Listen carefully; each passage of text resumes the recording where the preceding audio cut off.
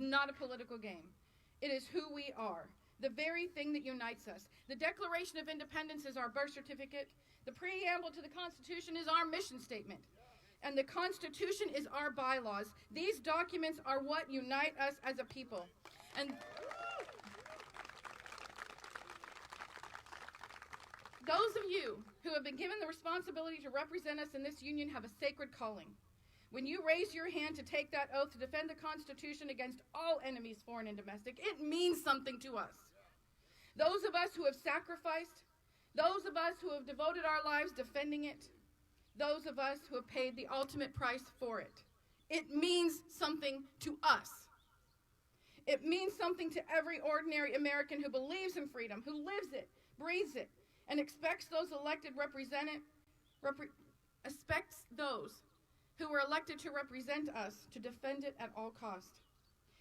That is why we are asking you, members of Congress, to sign a promise and a pledge to us and the American people, recommitting your oath. This is the statement we are asking them to sign. In recognition of the tremendous sacrifices made throughout our nation's history, and in honor of America's Gold Star families who paid the ultimate price for freedom, I affirm my oath to support and defend the Constitution of the United States against all enemies, foreign and domestic, and pledge to maintain and promote its standard of liberty for ourselves and our posterity.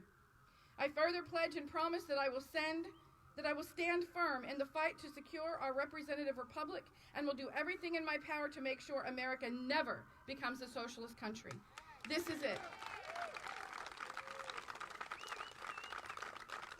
And by God, if members of Congress cannot sign this, they need to resign immediately. I want to honor those, and I just want to say this because this is important. It was the 4th of July. In the last couple of weeks, we've been sending this out to members of Congress, and Congressman Steve King and his office has been amazing helping us reach out. They're all going home, and it was hard to reach them all. So I want you to know that when I read these names, there are a whole lot more that want to sign, but we're asking for their official John Hancock and not their little stamp, so they're going to have to do it when they get back. But let me read the courageous members of Congress who have signed this. Representative Brian Rabin, Texas 36. Representative Ralph Norman, South Carolina 5. Congressman Steve King, Iowa 4. Mark Green, Tennessee. We have this on our website. You can go to the Gold Star block, you can download the letter, send it to your members of Congress. Karen wrote a beautiful letter to go to them and asking them to sign it. When you reach out to them personally, those who represent you, and say, I need you to sign this, and then email it to me, I'll provide that for you. Email it to moms@momsforamerica.us, and we will make sure we put that in a file, and we will post on our website every member of Congress who has courageously taken a stand to recognize the sacred oath they have to defend the Constitution of the United States and secure this republic. God bless you all.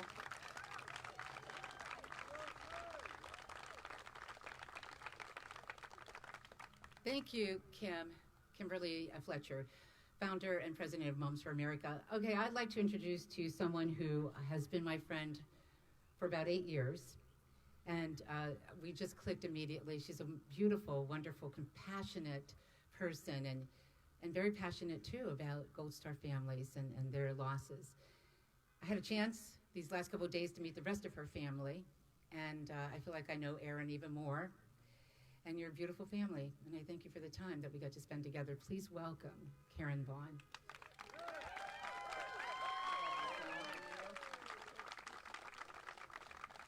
I'm not going to tell my story right now because I want to get these other Gold Star families up here first. But what I am going to do is, Gold Star families, as I call your loved one's name, please join me. You can stand in the shade or whatever. I just want you up here where people can actually see you. The first one is the family of Kimberly Agar. Next is the family of Ryan Doc Baum.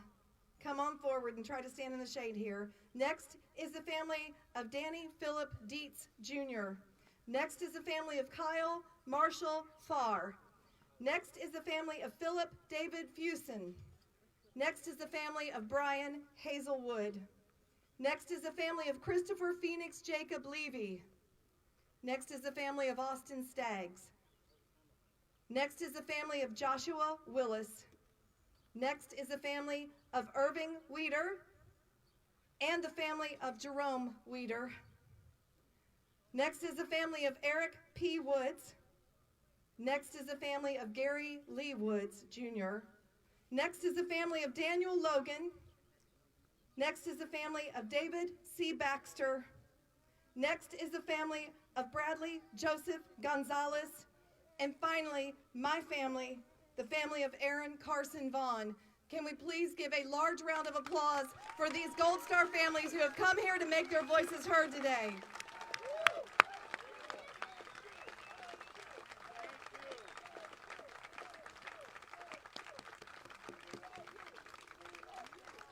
We do love you, all of you. God bless you. And we're going to hear from each and every one of these families representing the Storseth family: Kelsey Storseth, Margie Agar, Amanda Jacobs, Kay Jorden, Cindy Dietz-Marsh, Rondo Wieder, Amber Baum, Tara Baldwin, Becky Johnson, and Sella Logan. They will all be speaking to you today. Please give them your love and your warm reception. Take them up. Come on up, Kelsey.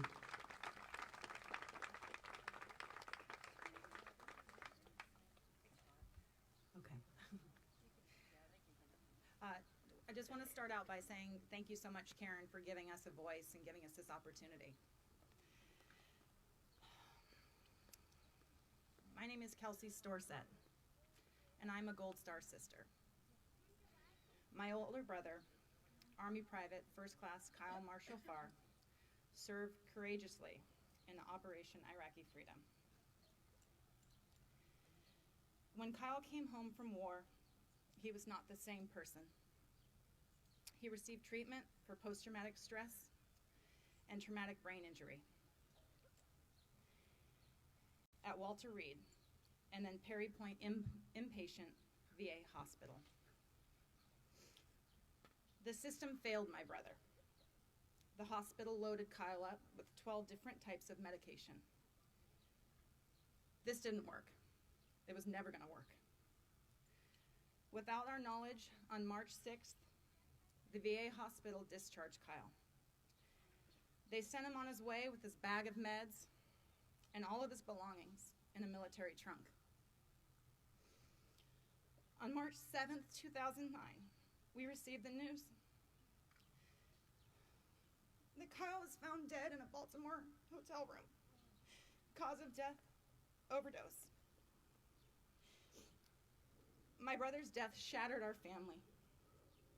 I will never forget seeing my mother drop to her knees when she was given the news.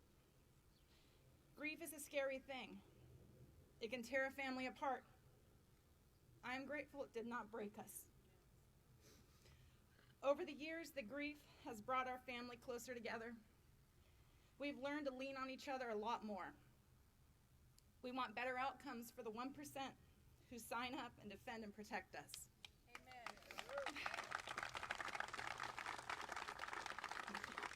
In 2011, my mother started an organization called the Permission to Start Dreaming Foundation. It's the new acronym for PTSD. The organization renews hope with the right resources that I wish my brother, Kyle, could have had. My husband and I have 2 beautiful children. They never got to meet my brother Kyle, their Uncle Kyle. They would have loved him. We talk about their Uncle Kyle often and his service proudly.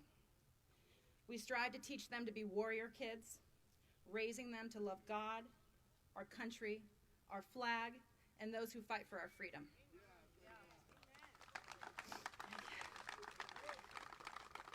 Liberty is a gift given to us by our service members' sacrifice. We do not take this for granted.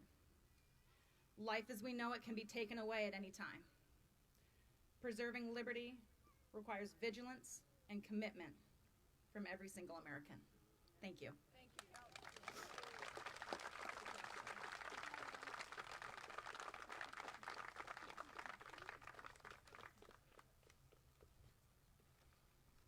Hi, I'm Margie Agar, mom of Sergeant Kimberly Agar.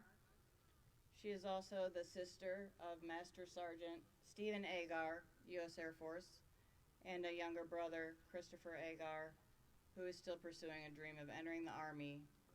That dream died when she did in 2011, although he still wants to pursue that dream. I'm here in memory of my daughter, who deployed during Operation Iraqi Freedom and died on October 3rd, 2011. I call her my beauty queen warrior, a young woman who traded a pageant crown and heels, stilettos, for a combat helmet and combat boots. A young woman who grew up knowing that she could do anything and be anything she wanted to. So she was. In addition to being a daughter and sister, she was a student, an athlete, an actress, a model, a beauty queen, and a talented singer, but above all, she was a U.S. soldier. Her whole life was about service to others, including her final act, serving the American people through the support and defense of our Constitution. Our Constitution is a framework for freedom and liberty, built from the Declaration of Independence, whose anniversary we celebrate today. A declaration which emphatically states, "We hold these truths to be self-evident, that all men are created equal, that they are endowed by their Creator with certain inalienable rights, that among these are life, liberty, and the pursuit of happiness." In other words, freedom, unless and until the government prevents our exercise of those rights, that is. When the founders of this great republic wrote the Constitution, they did so with the firm belief that the only legitimate form of government is one which derives its public authority entirely from the people. It is a government, as Abraham Lincoln said, of the people, for the people, and by the people. In today's insidious shift to socialism, the people are no longer the central focus. Instead, socialism installs a government over the governed, depriving those governed of their rights and their freedoms. Socialism gives power to the president as the supreme leader, who will be the distributor of government generosity or entitlement programs. Citizens become dependent upon the government, which in turn depends on the citizens to keep it in power. Power over the country, power over legislation, policies, and the narratives, but especially power over our lives. This is not freedom of the people. This is government free to do whatever it wants. Not freedom, but free. An overabundance of promised political handouts are being presented to the American people as free under socialism, except for freedom and liberty. The government will pay for everything we need and more, all free of charge. But ultimately, someone has to pay for it, and many of us here have already paid an ultimate price. All that seems to be an obvious point that most who desire socialism are overlooking.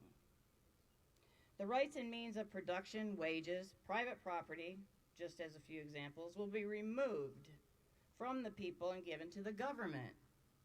We will be subject to servitude, micromanagement, unwanted imposition of rules and laws, loss of sovereignty, and political and elite overseers. That is not freedom. That is a free ticket to tyranny and misery. Why are we looking to 20th century failures and lies, socialism and communism, to try and resolve 21st century problems? Alexis de Tocqueville once said, and I quote, "Democracy and socialism are not interdependent concepts. They are not only different, but opposing philosophies. Democracy extends the sphere of personal independence. Socialism confines it. Democracy values each man at its highest. Socialism makes of each man an agent, an instrument, a number. Democracy and socialism have but one thing in common, equality. But note well the difference. Democracy aims at equality in liberty. Socialism desires equality in constraint and servitude.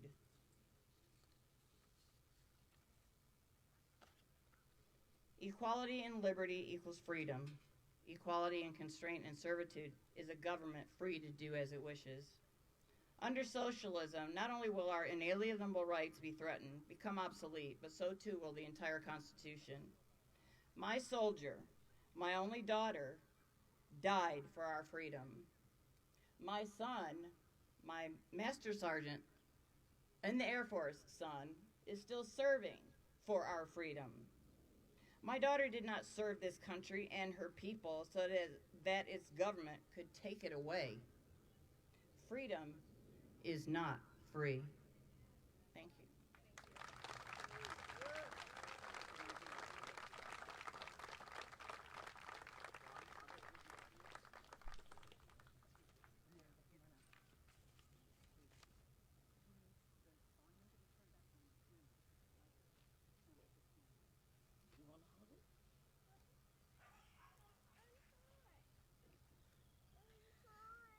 Good afternoon. My name is Amanda Jacobs, and this is my son, Lance Corporal Christopher Phoenix Jacob Levy.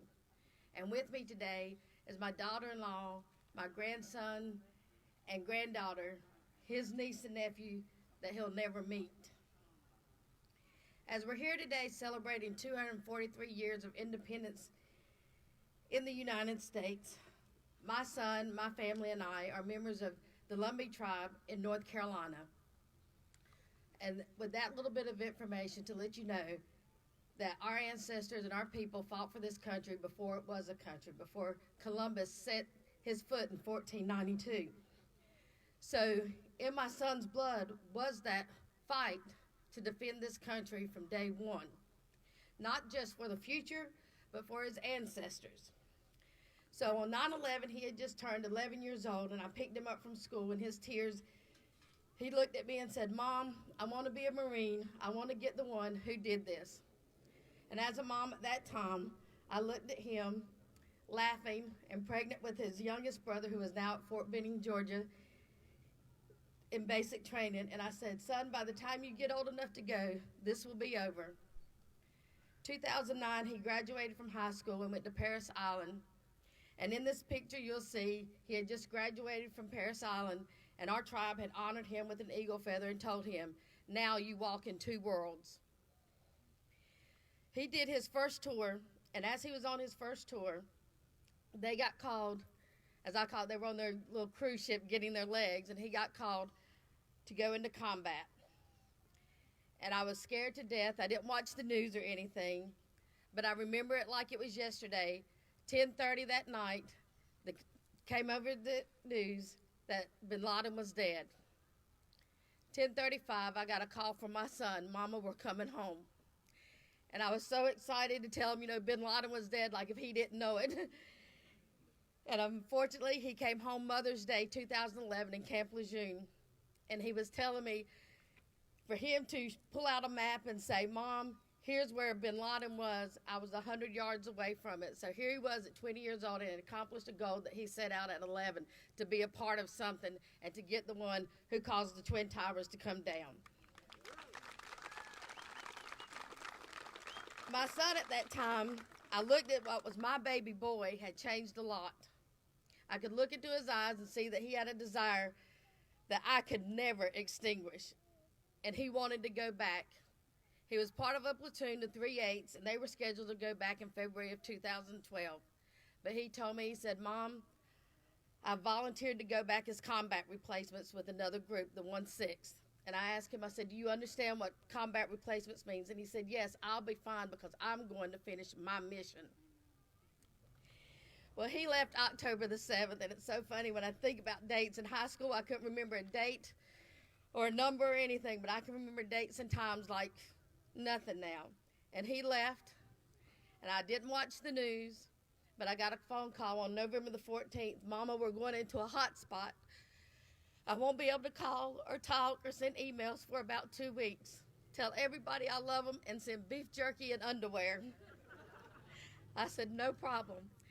And as I worked for the state of North Carolina, I remember going to lunch and looking down at my phone and saw a bunch of ones go across my cell phone, which that told me at that point there was the following call was coming. And they said, Miss Jacobs, where are you at? And I said, I'm at work. And they said, you need to come home. And I said, what's wrong? And they said, there's been an incident with Lance Corporal Levy. And of course, they wouldn't tell me anything over the phone. I drove home for 45 minutes, and to pull up in a driveway and see a car that wasn't supposed to be there, and a master sergeant stand up and read a telegram that says, we regret to inform you that your son, Lance Corporal Levy, has sustained a gunshot wound to the head. But he is alive. And I said, what am I to do? I had 2 small children at home, and they said, you need to go to Germany. We're putting you on a plane. Prepare for 30 days in Germany. That's not the vacation time my boss wanted to give me. But I did. I left, didn't have a passport, got here to D.C., and I had a passport in 24 hours. And I was on a plane, and during that time, I'm calling every hour on the hour to see what his prognosis was, and that he was doing good. Unfortunately, when I arrived in Germany, I knew there was something wrong because the chaplain met me at the gate. And he asked, what was your last update? And I said, well, they were running some tests. And he said, ma'am, the only thing keeping your son alive right now are the machines. And I said, no, he knows Mama's coming. And I remember walking down through the Lunstall Hospital and seeing all these other men and guys just half their bodies. And I walked into my son's room, and he had a bandage on his head. I pulled the covers back just like he was born 21 years ago, and I counted fingers and toes and tattoos that I wasn't aware that he had gotten. And I just looked at him, and I remember the doctor telling me that, he had a DNR. He wasn't even supposed to make it this far. He said, but we knew you were coming, and we couldn't do it. But you also need to know your son's an organ donor. So these were things that I didn't even know my son had accomplished. He had grown so much from leaving a little town in Ramsor and wanting to be a part of something bigger than he was to this young man. And I remember making a call home to his brothers and hearing their voices over the phone saying, please come home. You promised to take me fishing. You promised. And unfortunately, he didn't come home. And I looked at him, and I held his hand. I said, if you want to stay, if you want me to stay, I'm here. We're just going to work it out. I said, but if you're ready to go, your brothers and I will be fine. And as easy as I said that, I watched water run from my son's eyes and heard the machine slow down. Today, with my son being an organ donor, there's 7 people alive today because he didn't sacrifice once.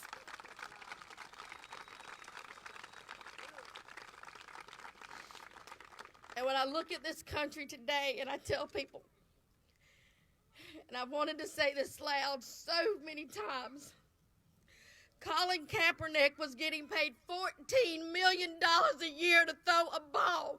My son died for $14,000 a year. And he's given more than any football player, any athlete has ever given. And to this day, still sending kids to college off of $1,000 from our little hometown that people give. These 2 children right here can look at a flag and say, that's Uncle Jacob. That's what we are here for today. Not because, I wanted to be a Gold Star mom. I got gold stars in school for making grades. But this gold star that I wear every day isn't for me. It's because of what my son chose to do. 17-year-old that is doing the same thing, and it's because of what they believed. And I hear these Marines that come to my house and stay for 4 days. I got 30 Marines that sleep on my floor, and it's great, but they tell us that the only thing that kept them going is when they could look up and see that flag, they had hope to go back home to, and I hope that this country was going to change for the better, not for the worse. So all I can say, whether you're in the house here, and my son's word was, Mom, I'm not fighting for the ones in the White House. I'm fighting for you and my brothers in this yellow house. And that's what it's about. So let's keep America free. Thank you.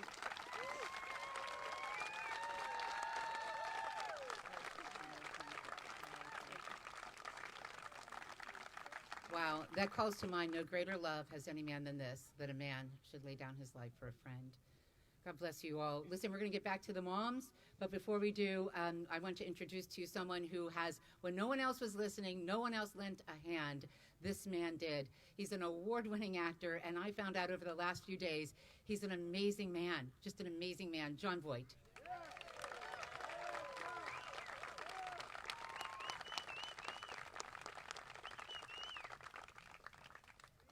Well, oh, you guys.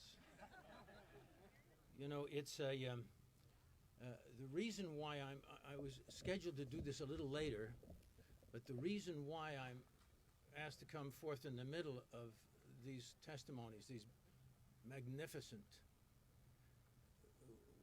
testimonies from these moms, is because Breitbart News is covering this, and they only have so much on their battery. And we didn't have anybody to go out and get them more batteries, I guess. I don't know what happened here. But anyway, I respect Breitbart News, and I'm very grateful for them being here. So I want to take, this moment. Maybe I'll say another word toward the end.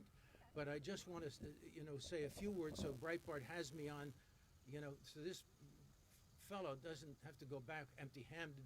They said, where did you get Jon Voight on the thing? He said, I couldn't do it. So anyway, I want to say first, I want to make it very simple because I want to get back to these testimonies. I couldn't, this is an answer. This is an answer to all our prayers throughout the country, these people coming forward, and the eloquence with which they express themselves. I hope that this is recorded in every way, and if Breitbart loses a battery, somebody else step up and get this recorded, because this information, these people are so eloquent and can't help but reach the hearts of all of us. And maybe maybe this little gathering that we have here is going to be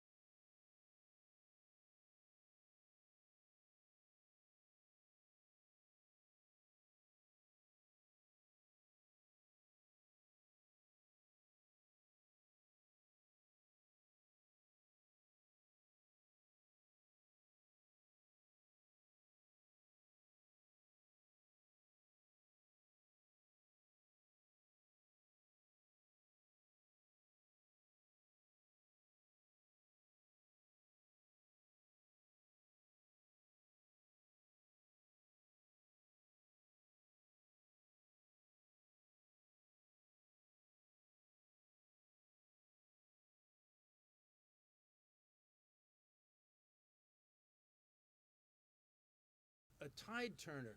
It's going to turn the ship of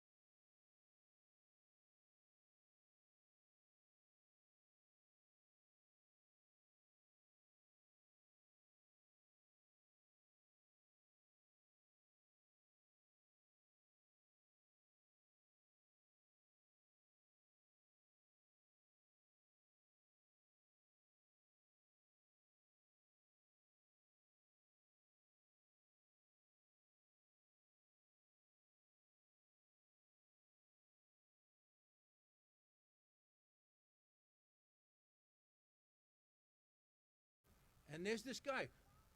I'll do it. Give me the pen. John Hancock, here. And he writes this big signature with a loop. There, next. You know? But anyway, and in saying that, I want to tell you, I have never been happier than to be with these assembled families. Never. They're the greatest. We have a lot of laughs, all of this stuff, and their loved ones are definitely watching over and definitely guiding us. Much love.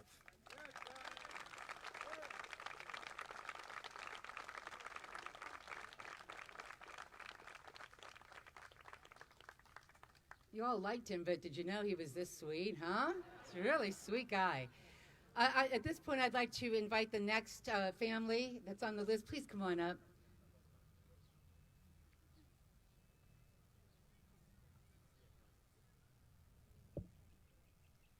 Hi, my name is Kay Jorden, and this is my husband, Judd, Austin's stepfather. This is my son, Austin, 19 years of age. He'll forever be 19. On November 29th, on his first deployment of 2010, they were on a training mission in Afghanistan. The Afghan soldier terrorists they were training picked up his gun, killed my son and 5 others in his unit. Rest assured, he was taken out. My son had a big heart. He loved our flag. He loved America. He wanted to do something better for himself, to provide a better life for his son. And I'm here today to speak for our Gold Star families. America needs to realize we did give everything. We paid the ultimate sacrifice. It's what our kids wanted to do. And we are proud of our kids.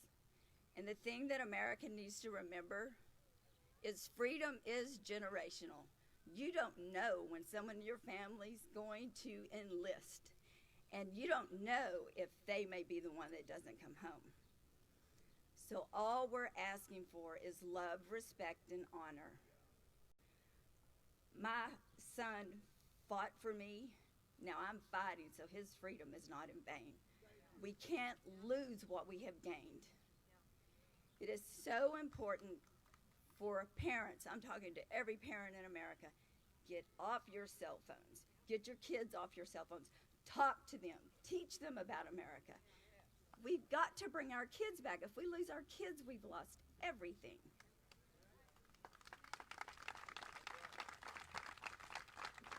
Educate them, love us.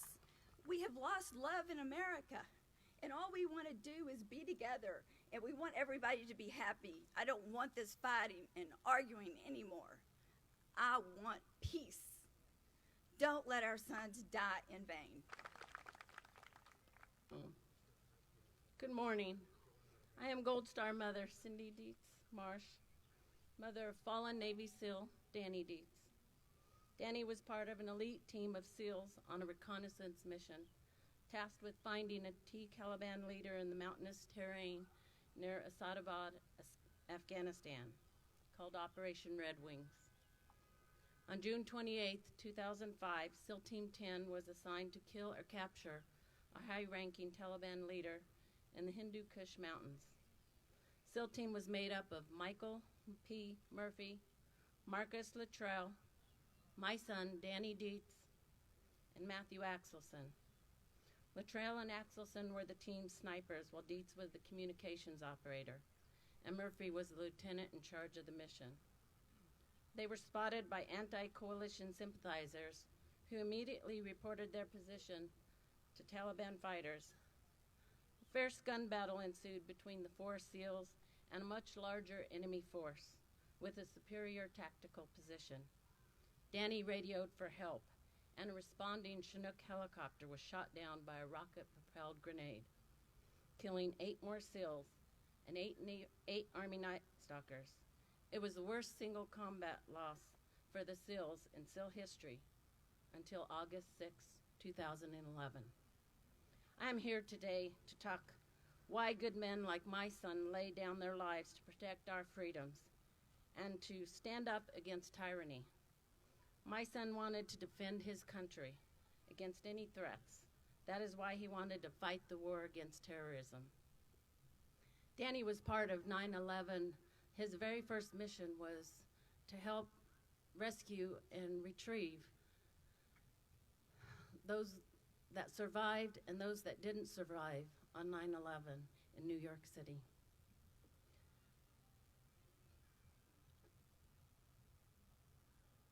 Today we are facing a new threat that is gaining momentum. It is what I call the New Age socialism. The goal is equalization and regulation of the community in our country. Socialism is not a new idea, but the challenge is preventing the indoctrination of the younger minds. Unfortunately, we did not fight hard enough with the current most significant generation, the millennials. Nearly over 2 million people under the age of 30 voted for Democrat Socialist Bernie Sanders in the 2016 primaries and caucuses.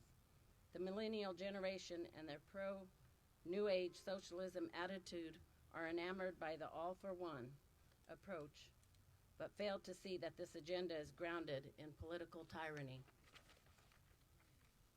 Reminds me of the classic magician trick. Look at this hand, but pay no attention to the other. The trick is being deployed everywhere in our media. The sleight of hand is creating ignorance on a dangerous level. We are responsible for the future, and as parents, we must start to combat this at home, since the public institution has embraced this ideology. Our children are being taught to be ashamed of American systems and values. Many schools have removed the Pledge of Allegiance, in which we commit ourselves as America to our country, and the brave men who swore to protect and give their life, such as my son Danny did. What should they be teaching is that we produce the most successful republic in all human history, in which our countries are trying to emulate. What can we do? Let's get back to basics. Start at the school level, PTA, school board, and other areas. Let's bring back teaching real civics, government, and history classes as well studied. Get back to the facts versus teaching opinions. Get back to teaching that nothing is ever given. It should be earned through hard work. Face it, we are at war. We are observing infiltration, propaganda, weaponization through politicization, and other tactics used to fight war. We need to start to get involved and help arm the school system with academics that don't have an alternative agenda. As a rifle is a tool to be deployed in combat against the enemy, we need to implement the tool of proper education, and the time is now. We all know as Gold Star parents that there will always be casualties, but let's not make them children of today and tomorrow. I have seen and read so many obituaries, and it is never a happy moment. But there is one thing I do look forward to reading, and it goes something like this. Socialism was born around the 1860s, and today we lay you to rest. You have battled on and off for many years trying to influence a nation. You decided to declare classic warfare, but you were ill prepared for the resolve and the people's belief in our great country. The spirit of real Americans wounded you, and your rage reached new heights. It was only towards the end of the fight where people saw the scale of the achievement and your defeat and was most appreciated. We say goodbye to you and pledge that we will always be ready to guard and willing to face others like you. Thank you, and God bless this great America.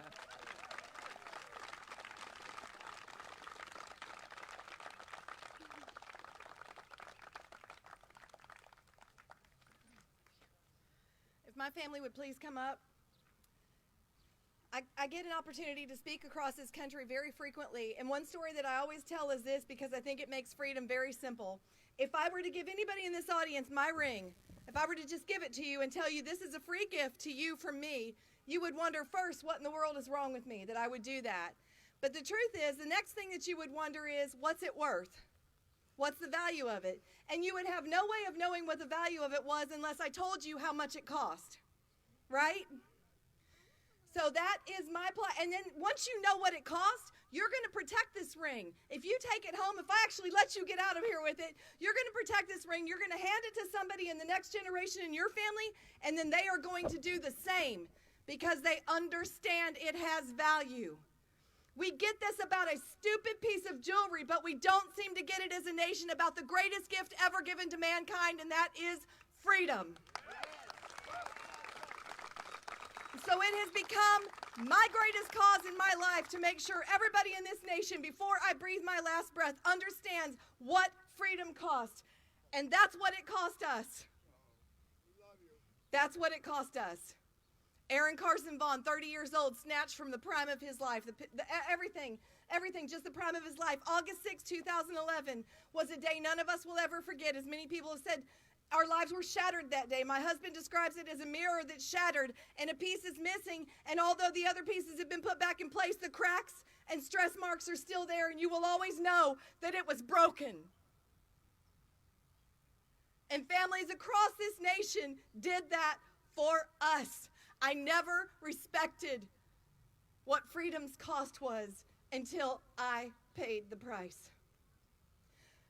Here's 3 promises I made to myself immediately following Aaron's death. I wouldn't allow this pain to be wasted. I would live a life worthy of his sacrifice, and I would continue fighting for the freedom and liberty that he gave his life for. Time doesn't heal, but it does allow you to get stronger. I realized what I needed to do in the years following Aaron's death to live up to those 3 promises. I would use my voice to speak truth over this nation, and in that one simple move, I'd honor all 3 of those promises. Many citizens today believe themselves to be enlightened as they cry out for freedom through socialism, and that makes me sad. Sad that their hearts and minds have been so deceived. Sad that they refuse to understand the true end game of socialism. Sad that they believe that free stuff will ever give them a sense of pride or satisfaction. Sad that instead of striving for and grasping all the potential available to them because of capitalism supported by freedom, they'd rather live in mediocrity of handouts and bondage. The root of socialism, in my opinion, is utter weakness. Utter weakness. Demanding that others meet your needs when you've been born into a land of more opportunity than has ever been provided by any nation in the history of mankind. Please take care of me. Please meet my needs. I don't have it within me to do this on my own. Weakness. If you have no greater dream, listen to me. If you have no greater dream than to be taken care of by your government, perhaps you live in the wrong country.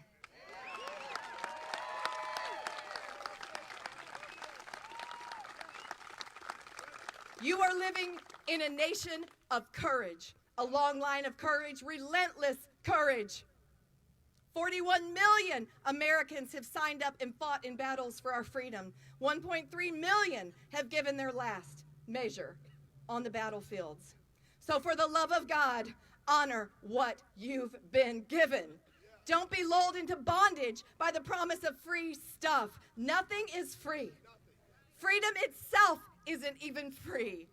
It's always had to be fought for. It has always had a cost. All you have to do to enjoy the benefits of what those loved ones have given on your behalf is live. Just live in freedom. Experience it. Be exceptional like the nation you live in. Do not disrespect the blood and treasure that's been offered on the altar of your freedom. I call, Kimberly read the message that we're putting to Congress, I call on every member of the U.S. Congress to demand of each other that this move towards socialism in America is halted now. And I, along with my president, strengthen my resolve that America will never be a socialist country. Thank you.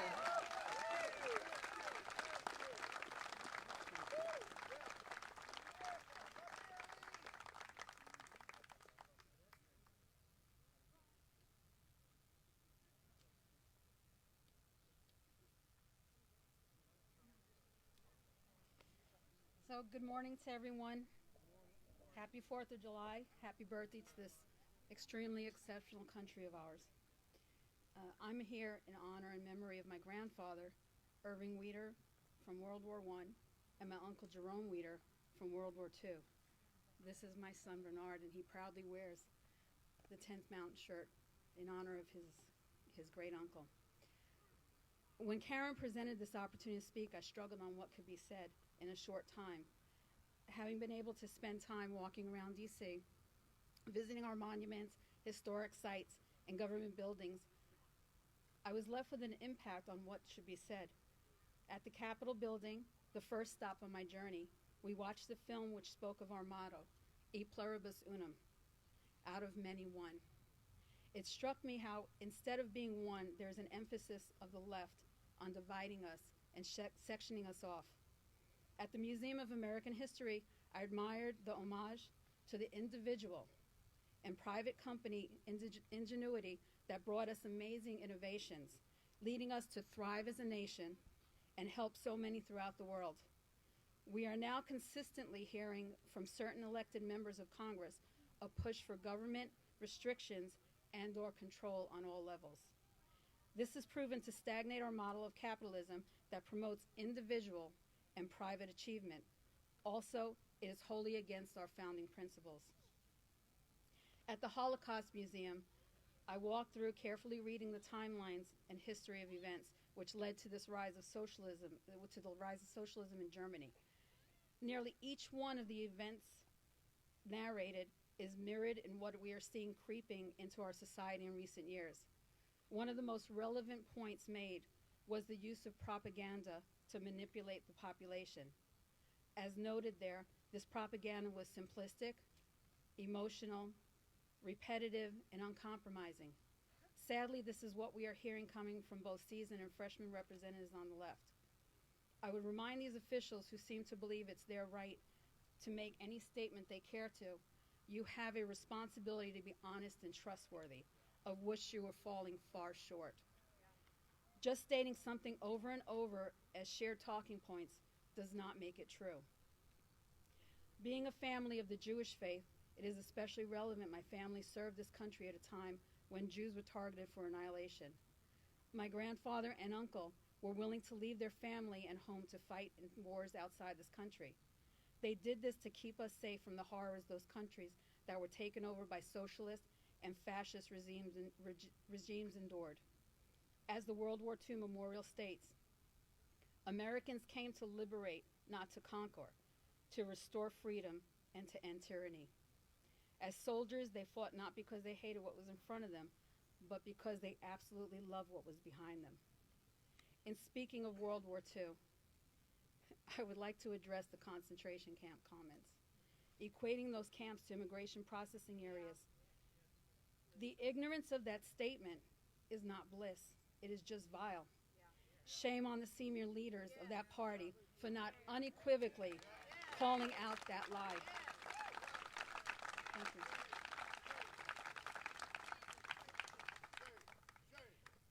Thank you.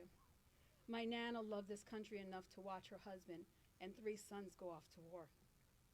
Only 2 of them returned. I never had the privilege of meeting my grandfather and uncle, save through the stories from my father, documents, and letters saved. And yes, my family stories are documented.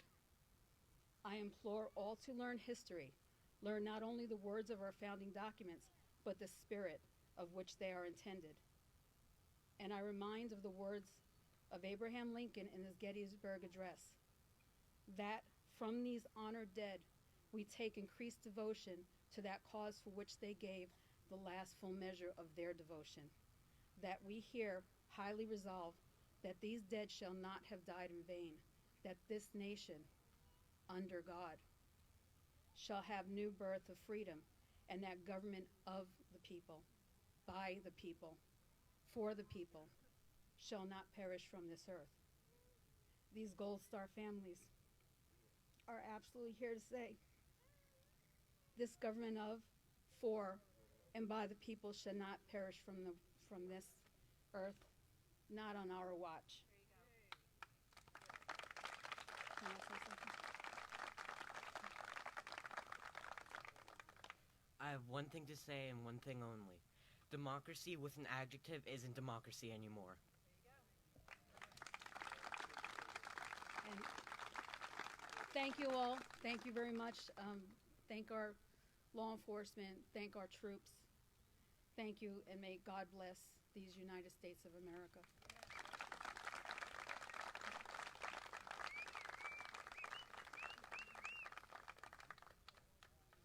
Good afternoon, everybody. Thank you so much for coming out today. We all really appreciate it. Thank you, Karen, for orchestrating this incredible event and for offering me the privilege, honor, and opportunity to come and join your passionate mission. So my name is Amber Baum. I am a Army veteran. I was a combat medic.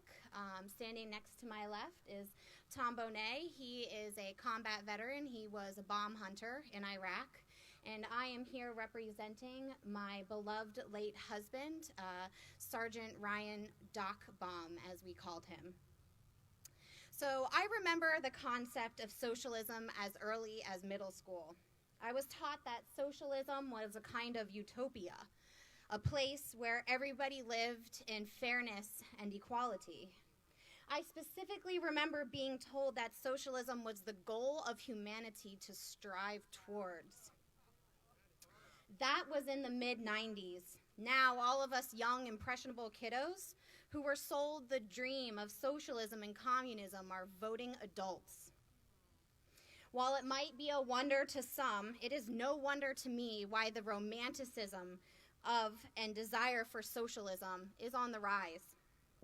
Thankfully, I was raised in a home where I was required to take personal responsibility for my actions, work hard for my accomplishments, and accept the fact that sometimes life just isn't fair. Those values and more led me to join the Army in my junior year of high school. While in combat medic training in Fort Sam Houston, Texas, I met a young, handsome soldier who stood directly in front of me in formation. His name was Ryan Baum. After I wore him down a little bit, Ryan and I began dating. And it wasn't long thereafter that we were married. Ryan went on to become an airborne ranger, and a hell of a good one at that. He was an exceptional soldier who was deeply and completely devoted to his men and to his country. Ryan and I enjoyed several years of wedded happiness before his deployment to Iraq. Ryan left just 2 weeks after learning I was pregnant with our first child. While it was challenging to go through my pregnancy without Ryan, I always knew my other half was watching the same nightly moon with excitement and anticipation of our baby girl's arrival. My due date was May 21st, 2007. But 3 days before, on May 18th, 2007, Ryan and I watched the same moon for the last time. He was killed by an enemy sniper while on his last mission before coming home for the birth of our daughter. As you can imagine, my world came crashing down around me. It is without question that my time in service, as well as my husband's honorary service and death, would be in vain if the United States lost its democracy and freedom, written in the Constitution my husband took his last breath to defend, to the lie of socialism. And socialism is just that. It is a lie. It is a lie that is based on false premises, deceitful promises, and a distorted romanticism that Uncle Sam is going to swoop in and solve all of your problems. I mean, has anybody been to a VA lately? Come on, y'all. According to the Pew Research Center, 17% of the American people trust in the United States government. Yet for some reason, socialists or progressives romanticize that the United States government is the answer to all of our problems. I don't understand that math. Justin Haskins from the Heartland Institute wrote an article in which he said he conducted research relying on numerous scholarly studies of 12 countries led by socialist or communist parties over the past 100 years, including parties in China, Cuba, North Korea, and the Soviet Union. he found that there has been more than 167 million people who have been killed, murdered, or exiled in the pursuit of socialism. Justin went on to write that it would take roughly 56,000 terrorist events as deadly as the tragic attack by radical Islamic terrorists on September 11, 2001, to match the misery caused by socialists and communists. That is one 9/11 every day for 153 years. That is the death toll of socialism. And that is the antithesis of what Ryan died for and what Tom and I serve to protect. Thank you.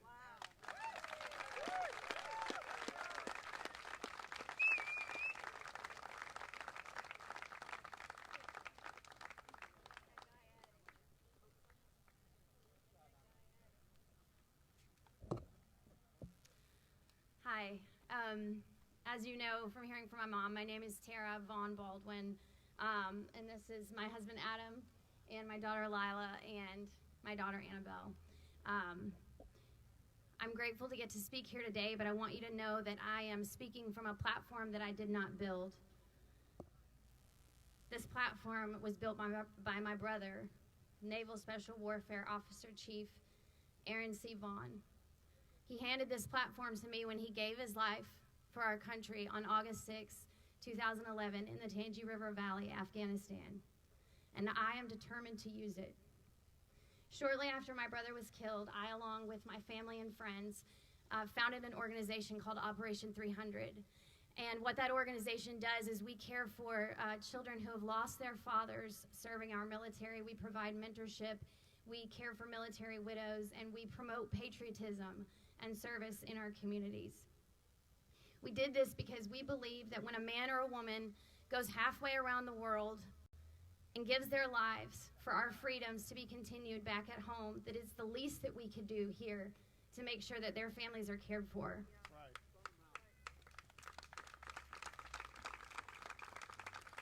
In my 7+ years of work with Operation 300, I've had the opportunity to form wonderful relationships with hundreds of Gold Star families. And as you know, those are families who have lost a loved one serving our country. And what I can tell you is that we all have one thing in common, and that is that we loved someone who loved our country enough to give their life for it. And I want you to know it's not that they were loyal to a government or that they hated our enemy. It's that they loved us, who they left behind, and that they believed that our way of life here in America was worth fighting for.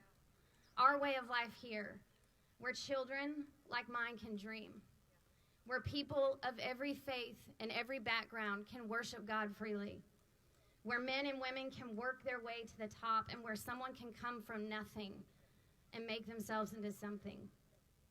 You see, America is exceptional.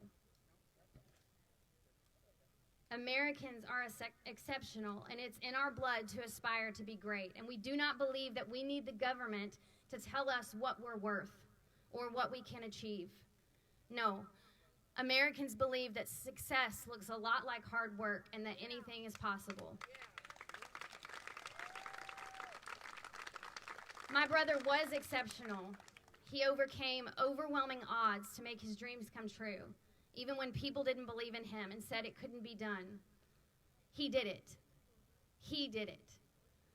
He was at the pinnacle of his career when my brother gave his life for me, for my children, for you, and for generations to come. Because he believed America was worth it, I know he would do it again. And he also believed that those that would come after him would do more and accomplish more, and America would be even greater for the sake of the rest of the world.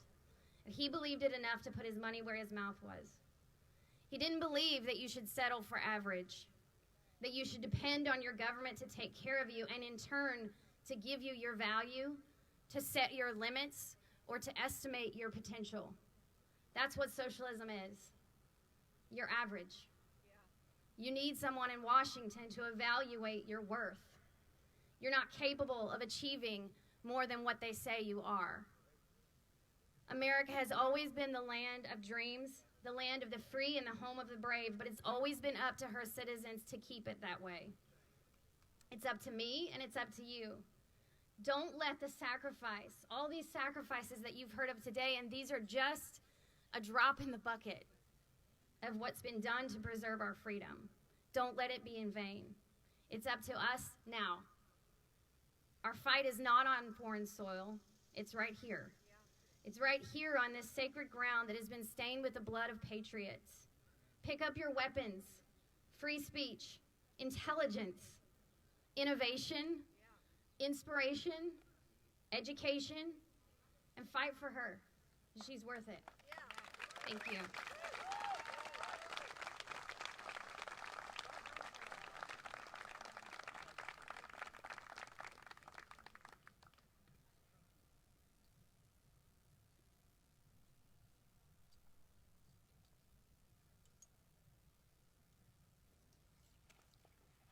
Hi, my name is Becky Johnson. This is my husband, Pat Johnson.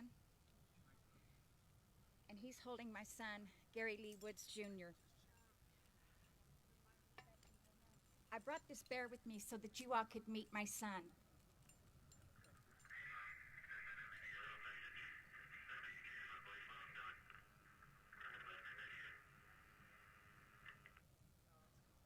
That was the last message I got from my son on my phone.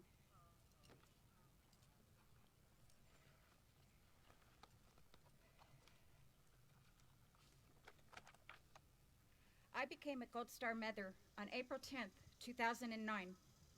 In that year, April 10th was Good Friday. It was not good for me. I received a call from Lee's wife that afternoon. Between her sobs, she told me, "He's gone, Mama. Our boy is gone. They killed him." I spent Easter Sunday on the tarmac at Dover Air Force Base, watching as they ever so precisely carried my son from the jet to a waiting truck. And as they pulled away, all I could think was, what am I going to do now? I knew that weekend that my life had made a major turn. I knew that my heart was broken with no sign of it ever to be whole again. He was on his third tour to Iraq. It was his first mission of the deployment, and he volunteered to go on it. He was the driver of the 5th vehicle, a dump truck carrying 10,000 pounds of explosives, barreled through the checkpoint. The gunner in Lee's vehicle was able to kill the driver, but as the truck rolled to a stop, Lee's vehicle passed behind it. The blast shook the ground, making a hole in the ground 55 feet wide and 11 foot deep. Lee was trapped behind the driver's wheel.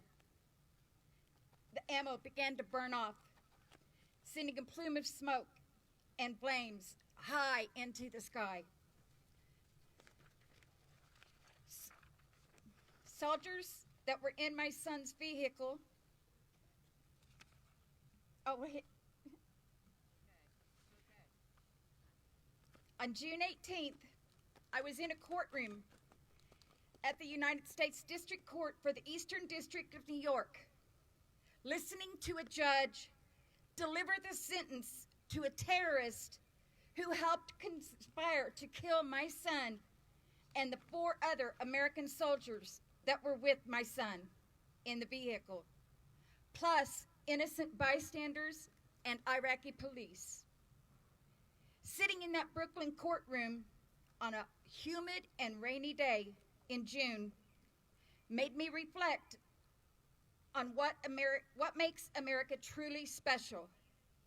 In a nutshell, democratic socialism is the antithesis of everything that makes our country so great. Unfortunately, it now represents a growing threat within our country, especially among millennials who have clearly forgotten its deep, dark history.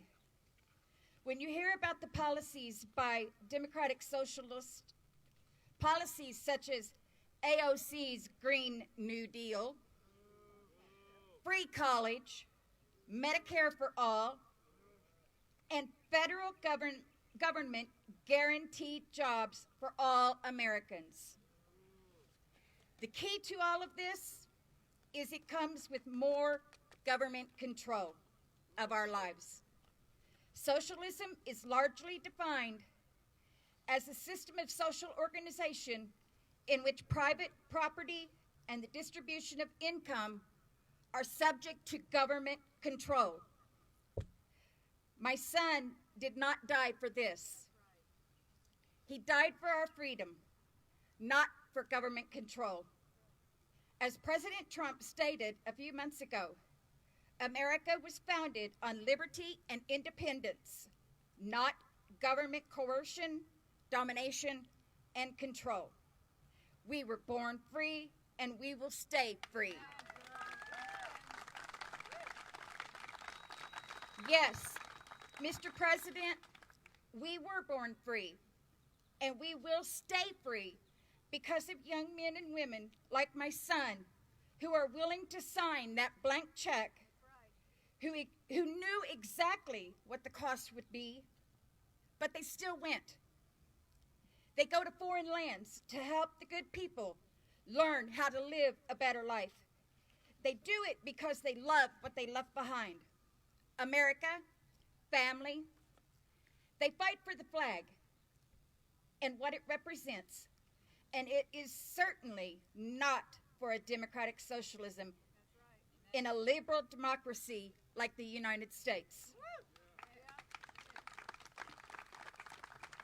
We all need to remember that we, the people, tell the government what to do. The government does not tell the people what to do. Remember, if it sounds too good to be true, it probably is. Thank you.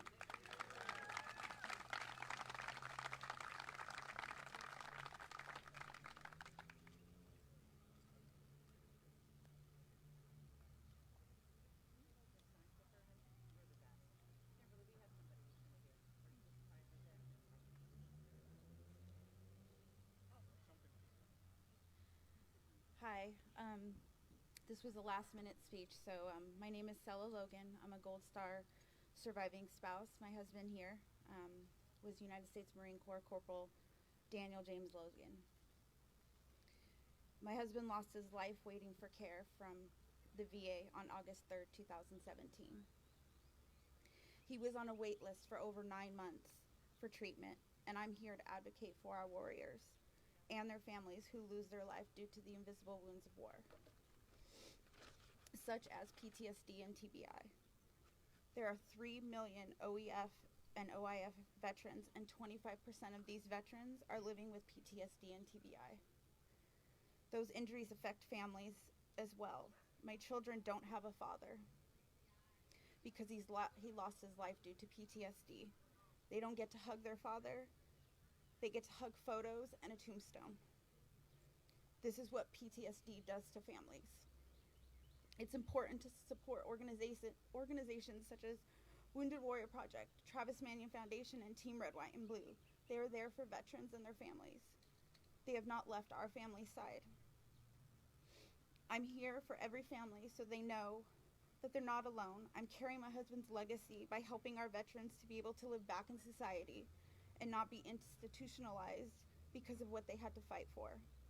My husband didn't sacrifice his life for not a free country. I can hear him saying, Sella, speak my story, speak our story to save our country and our veterans. Thank you.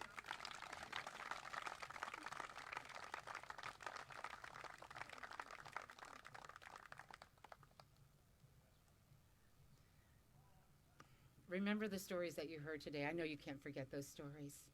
And pray for the families, not just the families here, but all families who have lost someone in service of this country, this great, amazing country. We're about to wrap up. I'd like to ask Jon Voight to give us some closing remarks, if you wouldn't mind coming back up again, and Kimberly Fletcher will be joining him.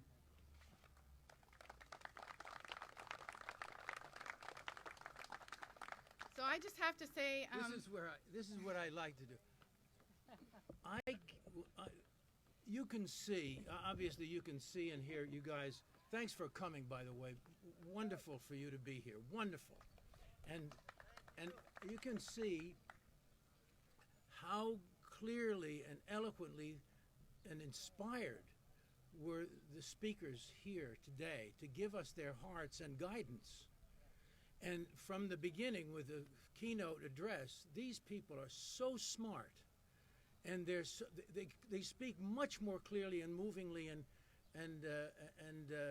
inspire and in an inspirational fashion than any politicians in this whole place. And some of these guys are pretty good too. Thank God, we got a couple. But anyway, so I just want to say, this is being next there. This is where I want to be, right next to these guys.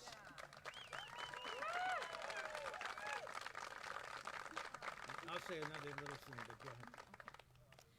I love this man. I just want to say that. I just really quick before I say my closing remarks, I want to give some thank yous that are very, very due. One of them is to this man who said yes and expanded our voice. We're all over the media. And all he kept saying was, whatever you need. Another one is Breitbart. Right. Matt, you rock. Right. Breitbart is always there anytime we do anything. They're paying attention to you. They pay attention to real America. And all I ever want to say is, God bless Breitbart. Yeah. Can I intervene with Yes, a little yes, thing? yes. This is great to have a tag team thing, see?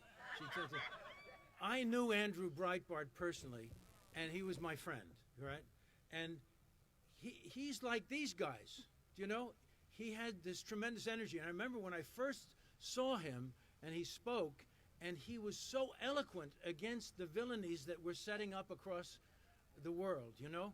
And he said, John, I just want to get out there and get in their faces. I want to get out there, you know what I mean? And he was brilliant at it.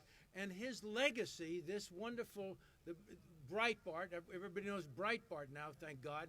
And this news organization continues on in a very, very high position in my mind in the literature of journalism. So God bless them. So I got some really amazing emails from people, and I, could be here for hours sharing all of them, but I just wanted to take one that summed up my thoughts with all of this. This came from a retired Navy captain. My heart will always be with you. As a military pilot in Iraq, I held a 20-year-old in my arms, and his last words were, "Tell my mom I love her." It is with tears in my eyes that I am writing these lines. Please accept my sentiments for all the sons and daughters lost, and it came with a really nice donation that made this possible. So the last thank you that I want to give is twofold. For every single retired military person out there who thinks when you walk away you're not important and you're not cared for. By God, you are.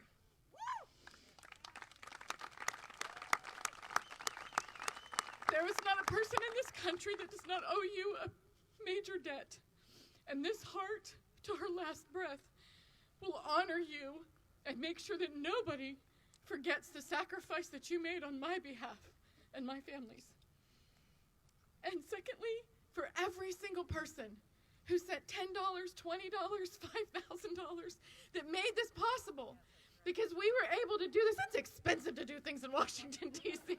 But if you want to get them to listen, that's where you got to do it, I guess, Well, we've got the Capitol behind us.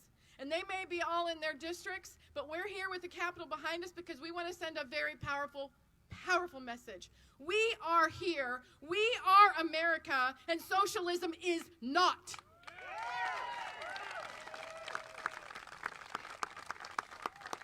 So everyone who has asked me about the petition, yes, there is a Gold Star Family petition that you can sign online. It's on our website. If you just want to support the Gold Star families, we'll do that too. Our website is momsforamerica.us.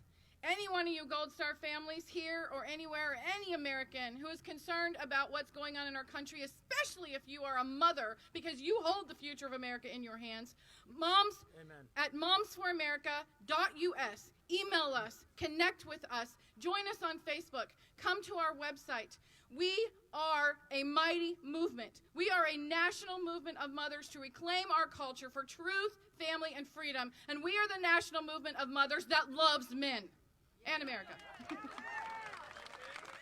So I'd if you're... thank you on behalf of the men. I'd like to just thank you very much. You know, this idea about moms, anybody who's had a proper mom, and this is the highest of vocations, because I've said this before, but when I go into schools, I say, what's the most important job on earth? And I ask everyone, all these kids, and they say, president, they say fireman, nurse, whatever they say, right? And I say, okay, those are all great. I say, but the very top for me is mother. That's the highest vocation. And right just a little bit underneath is father. And the rest of it is quite a little bit of a dip before we get to other heroic vocations. So the mother this is the compass. You're looking at the compass for us to follow. Their moral authority is unquestioned, and they will make the difference for us. Something has started here. Thank you for being here. For those of you who have said, I feel like I'm isolated in a wilderness of crazy people, let me tell you, instead of looking at it feeling like you're alone and isolated out there, you're here. All those of you who are watching, you know now you're not alone. So what I want you to do is go home, and instead of being depressed because you're alone where you are, celebrate because you are the light in the darkness where you are.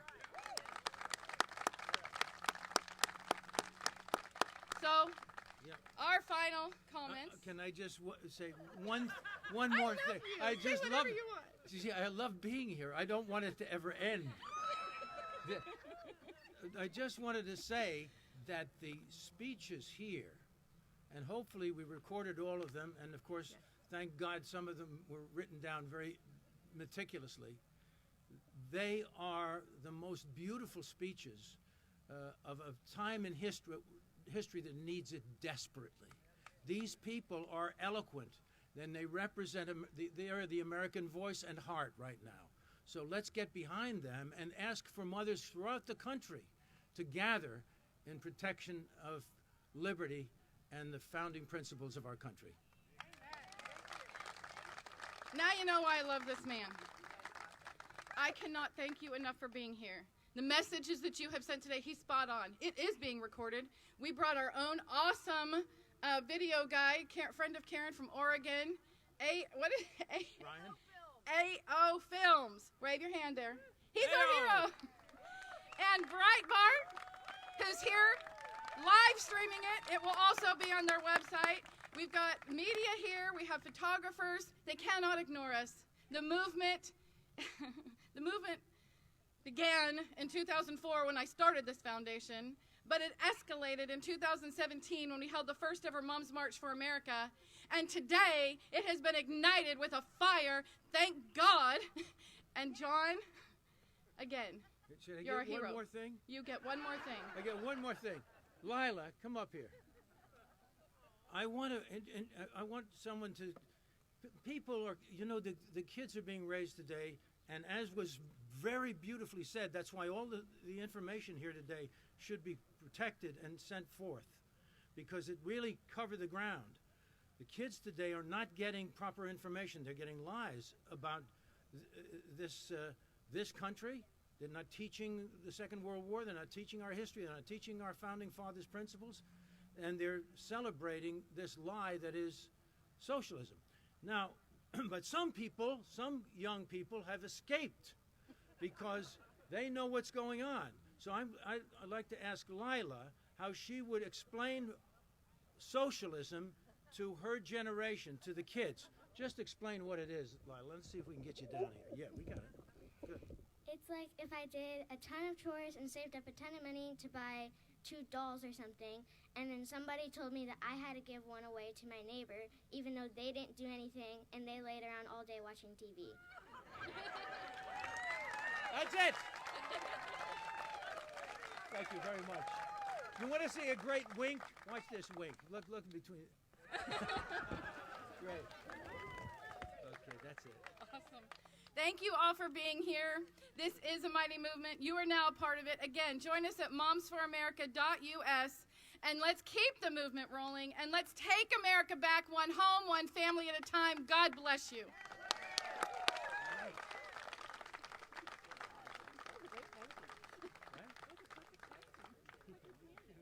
What was it?